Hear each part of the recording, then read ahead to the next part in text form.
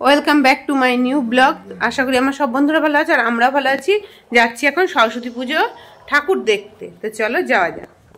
রাস্তা দিয়ে যেতে যেতে ছোট্ট একটা প্রতিমার দর্শন আমরা পেয়ে গেছি। এটা একটা বাড়ির ঠাকুর ছিল, সেটাকে দর্শন করে আস্তে আস্তে চলে যাচ্ছি প্যান্ডেলের দিকে।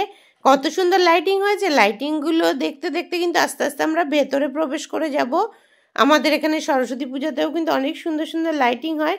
আর তোমাদের দাদাভাই অনেকটা আগে গিয়ে দাঁড়িয়ে আছে, আমিও পেছনে পেছনে যাচ্ছি আর ভিডিওটা করতে করতে যাচ্ছে।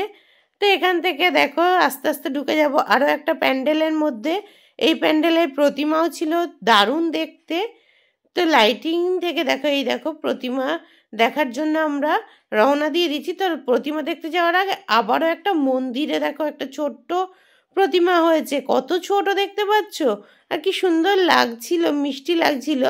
তবে গ্রিলের বাইরে থেকে ভিডিওটা করেছি, যতটা সম্ভব তোমাদের সাথে শেয়ার করার চেষ্টা করেছি। লাইটিংকে পেছনে ফেলে সামনের দিকে এবার আগিয়ে যাওয়ার পালা। তো এই দেখো একটা মণ্ডপে আমরা প্রবেশ করে যাচ্ছি। মণ্ডপটা ভালো সাজানো হয়েছিল। তো দেখতে পাচ্ছ কি সুন্দর, আর প্রতিমাটাও অপূর্ব সুন্দর হয়েছিল। তো সেগুলোই তোমাদের সাথে শেয়ার করছি। বেশ কিছু ঠাকুর আমরা এখানে দর্শন করেছি। সামান্য কিছু লাইটিং করেছিল, ভেতরে চেন ঝুলিয়ে দিয়েছিল, সেগুলো দেখিয়ে দিলাম। তোমাদের দাদাভাই প্রণাম করে আবারও সামনে যাচ্ছিল ফটো তুলতে, আর আমি একটু দূরে দাঁড়িয়েছিলাম আর ভেতরে যাইনি। এই দেখো প্রতিমাটাকে সবাই একটু দর্শন করে নাও আর প্রণাম করে নাও। আর এর পাশেই দেখো একটা গাছ ছিল, গাছটা এত সুন্দর লাগছিল লাইট পড়ে, সেটাও তোমাদের সাথে কিন্তু একটু শেয়ার করে নিলাম। এবার এই মণ্ডপ ছেড়ে আমরা এগিয়ে যাচ্ছি আরও একটা মণ্ডপের দিকে। আমি আর দেখো পাশাপাশি যাচ্ছি। তোমাদের দাদাভাই কিন্তু অনেকটা জোরে হাঁটে, সেই জন্য একটু আগে আগেই চলে গেছে। তা তোমাদের দাদাভাইকে আর ওই জন্য দেখাতে পাচ্ছি না। এবার কিন্তু একটা মেলার মাঠে আমরা প্রবেশ করে যাব। এখানে কিন্তু প্রচুর মেলা বসেছিল। তো প্রত্যেকটা মেলাতেই যে জিনিস আসে, এই মেলাতেও সেসব জিনিস এসেছিল। নাগরদোলনা, খাওয়ার দাওয়ার বলো, সমস্ত কিছু ছিল। সাথে উপরি পাওনাও একটা ছিল, সেটা তোমাদের সাথে দেখাচ্ছি। তো বেলুন আর এখানকার প্যান্ডেলটাও দারুণ হয়েছিল কিন্তু। তো মেলাটা আমার সাথে সবাই একটু ঘুরে নাও। নাগরদোলনা না সবাই ঘুরছে, অত সুন্দর সুন্দর ছোটো ছোটো বাচ্চারা। এখানে পিঠে বসেছিল, এগরোলের দোকান, ঘুগনি, সমস্ত কিছুই বসেছিল। তো এই দেখো এটাই হচ্ছে কিন্তু মূল প্যান্ডেল। প্যান্ডেলটার আলোকসজ্জাটা অপূর্ব সুন্দর ছিল। তো এখানে দাঁড়িয়েছিলাম, ভেবেছিলাম একটু ফটো তুলবো, কিন্তু এই আলোতে না ফটোটা খুব একটা ভালো আসে না। তো যাই হোক, এখন আমরা কিন্তু প্রতিমার কাছে আস্তে আস্তে এগিয়ে চলেছি। তো প্রতিমা দর্শন তোমাদেরও করিয়ে দিচ্ছি। তো চলো দেখে নাও প্রতিমাটা। এই প্রতিমাটাও কিন্তু সুন্দর ছিল, প্রত্যেকটা প্রতিমাই কিন্তু দারুণ ছিল। প্যান্ডেলের ওপরটা কত সুন্দর ডেকোরেশন ছিল, সমস্ত কিছু শেয়ার করে নিচ্ছি। দেখো প্রতিমাটা কত সুন্দর ছিল, কেমন লেগেছে সবাই কিন্তু একটু কমেন্ট করে যেও। আর এইখানে আমরা চলে এসেছি ভাপা পিঠে খাওয়ার জন্য। এই পিঠেটা গরম গরম দেয় আর খেতে এত ভালো লাগে। আমি যে কোনো মেলাঘাটে গেলে না এই পিঠেটা অবশ্যই খাই শীতকালে। তো পিঠে খাওয়ার জন্য কিন্তু আমরা দাঁড়িয়ে আছি, ওনারা মানে তৈরি করছে, সাথে সাথে দিয়ে দিচ্ছে। প্রচুর লোক এই পিঠে খায় বলে একদমই রেডি থাকে না, দেখো সাথে সাথে রেডি করে করে পরিবেশন করছে। আর এইখানে একটা অনুষ্ঠান হচ্ছে, এই দেখো পিয়ানো বাজছে।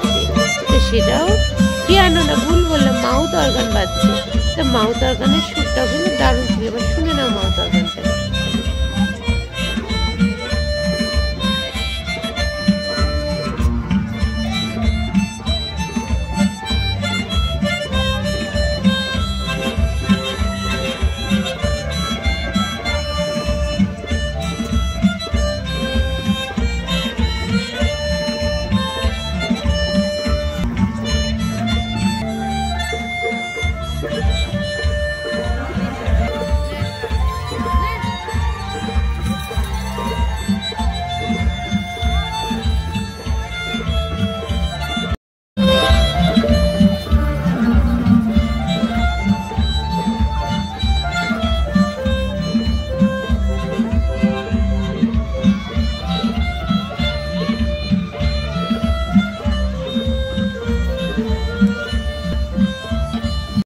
তো রিক একটাই খেয়েছিল ভাপা পিঠে, আমরা খেয়েছি দুটো করে। যাই হোক, তারপর চলে এসেছিলাম আমরা পাপড়ি চাটের দোকানে। পাপড়ি চাট অর্ডার দিয়ে দাঁড়িয়েছিলাম, তখন একটু তোমাদের সাথে ভিডিও করে দেখিয়ে দিচ্ছি। পাপড়ি চাটগুলো রেডি হচ্ছে আর আমরা ফটাফট কিন্তু নেওয়ার পরে খেয়ে নিয়েছি। দারুণ টেস্টি ছিল পাপড়ি চাটটা। তো যাই হোক, এখনো রেডি করছে আর একটুখানি আমরা দাঁড়িয়ে দাঁড়িয়ে ভিডিও করছি। তো সেটাই তোমাদের সাথে দেখিয়ে দিলাম। আর মাউথ অর্গানটা কেমন লাগলো শুনতে সেটাও কিন্তু কমেন্ট করে যাবে তোমরা। আর মেলাটা পুরো ঘুরালাম, তোমাদের কিন্তু কেমন লাগলো সবটাই কিন্তু জানাবে। তো যাই হোক, এখন কিন্তু পাপড়ি চাট আমাদের হাতে দিয়ে দিয়েছে। আমি এখনো নিইনি, আমি পরে নেব। রিক আর তোমাদের দাদাভাই আগে নিয়ে নিয়েছে। তো নিয়ে নিয়েছে, ওরা খাবে আর আমি তখন ক্যামেরা করে নিচ্ছি, তারপরে আমারটা নেব। এই দেখো, ওরা মেলার মাঠ থেকে ফেরার পথে দেখতে পেলাম একটা কত বড় গপু সোনাকে। দেখো, শীতের সময় মাথায় টুপি চাদর দিয়ে দিয়েছে। এবার আমরা বাড়ির দিকে রওনা দিয়ে দিয়েছি। আবারও একটা কিন্তু প্যান্ডেলে দেখা পেয়ে গেছি। এখানে বেশ সুন্দর সবাই খেলা করছে, সেটা একটু শেয়ার করে নিচ্ছে। দেখো, বেলুনগুলো একটা বাস দিয়ে ফাটাচ্ছে চোখ বেঁধে দিয়ে, সেটাই একটু তোমাদের সাথে ভিডিও করে নিলাম। এখানে কিন্তু বেশ সুন্দর সুন্দর প্রত্যেকবারই খেলা হয়। তো যাই হোক, এখন তো বাড়ি ফিরছি, আমি আর রিক্সা পাশাপাশি যাচ্ছি আবারও।